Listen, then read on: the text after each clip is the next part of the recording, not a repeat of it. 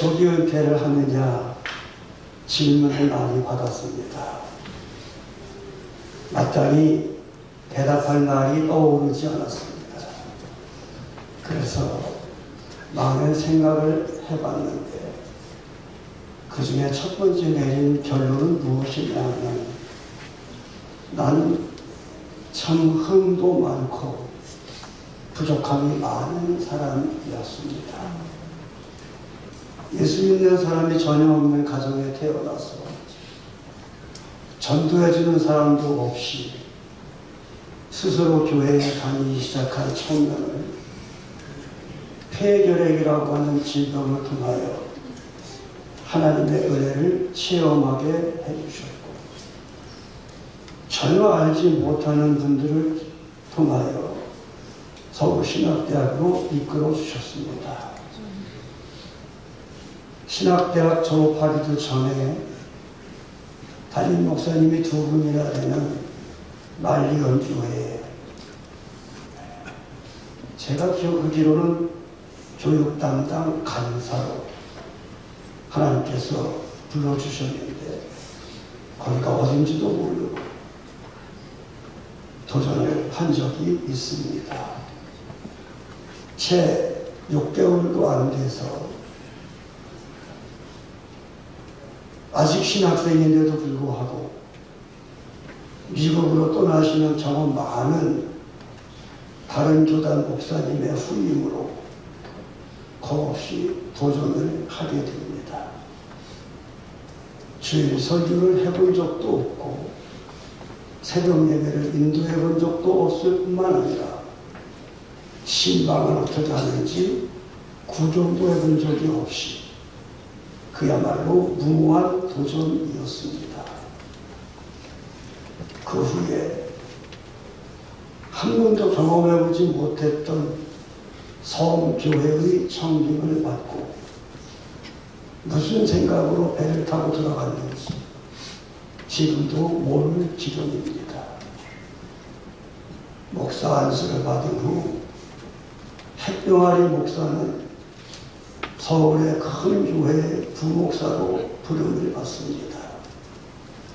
그야말로 부목사는 무엇인지 무엇하는 직분인지도 알지 못하고 성을 청산하는 것만 좋아서 와보니 선배들이 2년을 견디지 못하고 떠나는 부목사하기 어려운 교회였습니다.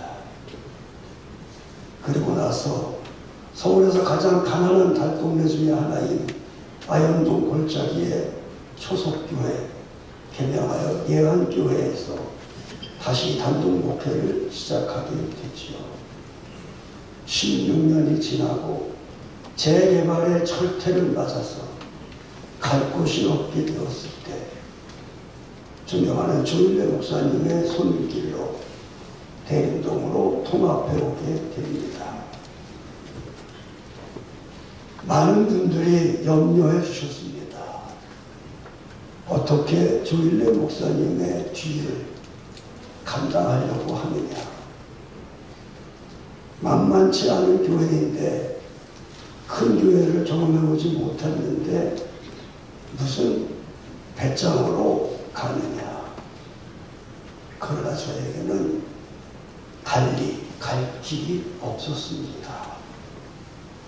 저는 일생 하나님께 부름받은 다음 생각해보니 아무 계획도 없이 아무 준비도 없이 그렇게 여기까지 살아왔습니다. 그러나 두 번째로 생각해보면 저는 참 복이 많은 사람이었습니다. 제가 가는 곳마다 저는 준비도 안 된 부족한 사람이었지만 정말 흠이 많은 엉터리 목사였지만 먼저 그럼에도 불구하고 제가 가는 곳마다 하나님이 함께 하셨고 도와주셨습니다. 아멘. 서울에서는 1000평이 넘는 대지 위에 엄청난 부지의 성전을 외부의 지원 없이 기적적으로 건축하고 후에는 해외와 국내에 선교비를 보내는 교회가 될 수 있도록 인도해 주셨습니다. 부목사 시절에는 정말 재력이 없음에도 불구하고 무려 4년 동안이나 평안하게 성도들과 함께 담임 목사님과 함께 행복한 시간들을 보내면서 기도원 건축하는 데에 재능을 헌신할 수가 있게 해 주셨습니다. 하나님의 은혜입니다. 예언교회는 지하 월세 교회를 하나님의 은혜로 내 건물을 소유한 교회로 만들어 주셨습니다. 서울 수적교회 두 교회가 통합한다고 하는 것은 물리적 통합은 쉬울지 모르지만 강청장님이 늘 주장하셨던 화학적 통합은 어려울 것이라고 생각했지만 지금 여러분들이 보시는 것과 같이 서울수적교회는 물리적, 화학적, 신앙적 완전한 통합을 이룰 수 있도록 하나님이 도와주셨습니다. 두 번째로 저는 참 복이 많은 사람입니다. 그것은 제가 가는 교회마다 좋은 성도님들이 기다리고 있었습니다. 40년 전에 길동은 가장 뜨는 지역 중에 하나였지만 모든 성도들이 경험도 없는 신학생을 살피고 이해해 주심으로 말미암아 교회가 크게 부흥하게 하는 그러한 아름다운 성도들과의 교제 그리고 함께 어우러지는 기쁨이 있었습니다. 지금도 그분들의 이름을 자녀들까지 잊지 않고 기억하는 정말 뜻깊은 하나님의 은혜의 자리였고 아름다운 성도들과의 만남이었습니다. 의전리 교회에서는 추운 겨울 바닷물 속에 자갈을 건져내고 서툴지만 직접 쓰는 벽돌을 찍어 쌓아 올리는 모든 고통을 이겨내고 정말 고집불통 담임 전도사 때문에 외부의 지원 없이 엄청난 헌금과 헌신으로 기적의 주인공들인 성도들이 기다리고 있었습니다. 신덕교회에 좋은 장로님들과 성도님들 그리고 소문과는 다르게 저를 따뜻하게 아버지같이 보호해 주셨던 김연명 목사님 고인이 되셨지만 잊을 수가 없습니다.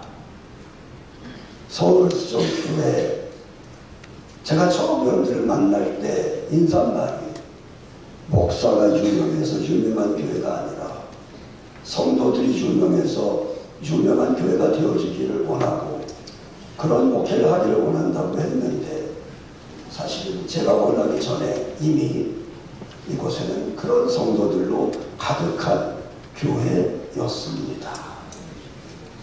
특별히 최근에는 사고로 인하여 의사가 살아계신 것만 해도 기적입니다 라고 할 정도로 목회에 많은 장애가 있었음에도 불구하고 또는 나이가 이제 들어서 새로운 목회적 도전을 하지 못할 때에도 성도님들은 기도해 주시고 기다려 주시셔서 오늘까지 참아 주심으로 이 아름다운 새 출발을 할 수 있게 하신 것 다 성도님들 덕분입니다.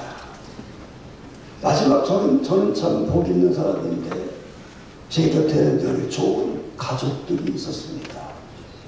부족한 남편이었고 역할을 제대로 못하는 아버지였지만 저희 가족들은 잘도 기도하며 살아오고 따라와 주었습니다. 이렇게 저는 하나님의 은혜로 그리고 만나는 성도님들 때문에 가족들로 인하여 분에 넘치는 복을 많이 누린 사람입니다. 그런데 시간이 흐를수록 하나님께 같을 길이 없는, 그리고 저를 사랑해 주시는 서울수족교회 성도들에게 같을 길이 없는 은혜를 어떻게 갚아야 되나 고민하게 되었고, 그래서 내린 결론이 조기 은퇴를 함으로 서울수족교회가 크게 부흥될 것이다.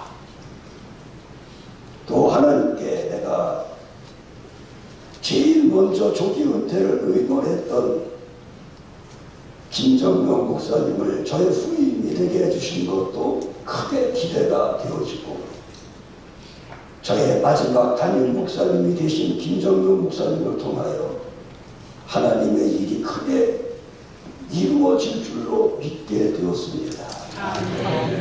저를 사랑해 주셨고 앞으로도 계속 사랑해 주실 성도님들에게도 하나님의 크신 축복이 넘치도록 부어 주실 줄 믿게 되었습니다.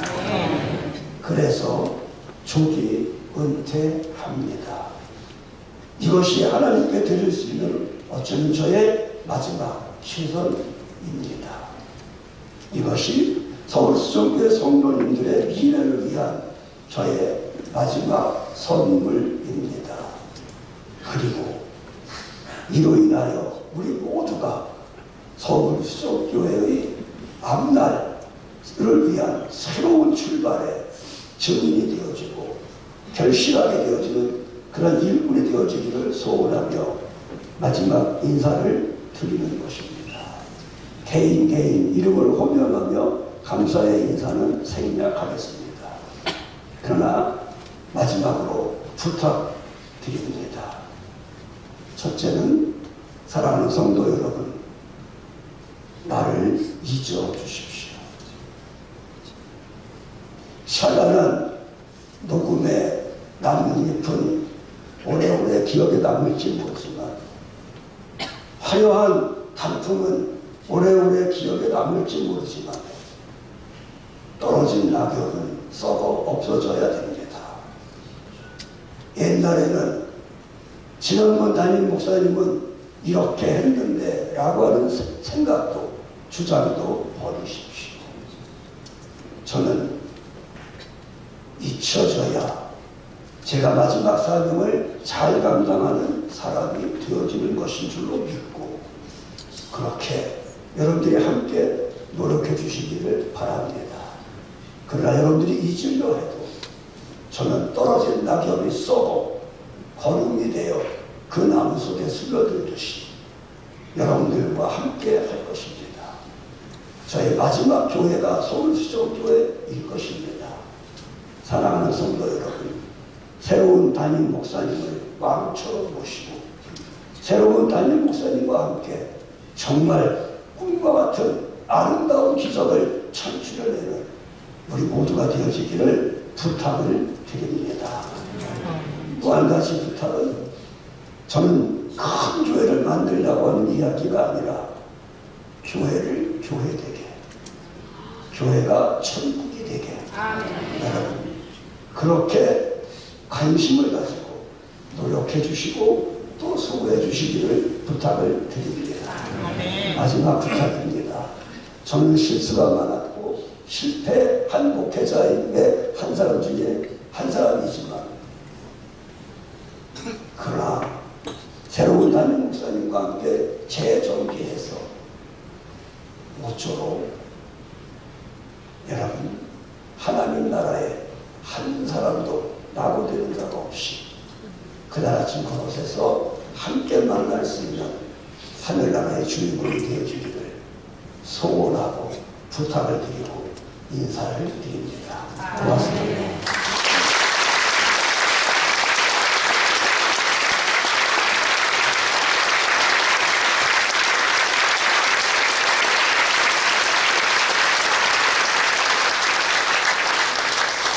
고민하고 안 하려고 했던 마지막 설교를 할 수 있는 기회를 주시겠습니까? 담임 목사의 허락을 받아야 합니다. 첫째는 여러분 너무 감사했습니다. 그래서 인사 한번 하려고 합니다. 두 번째는 원로로서 여러분 새로운 담임 목사님을 어떻게 모셔야 되는지 본을 보이기 위해서 목사님 지금 손 한번 얹어주시죠. 두 가지 마지막 설교를 하고 잊혀지는 사람으로 원로 목사로 새로운 삶을 시작하겠습니다.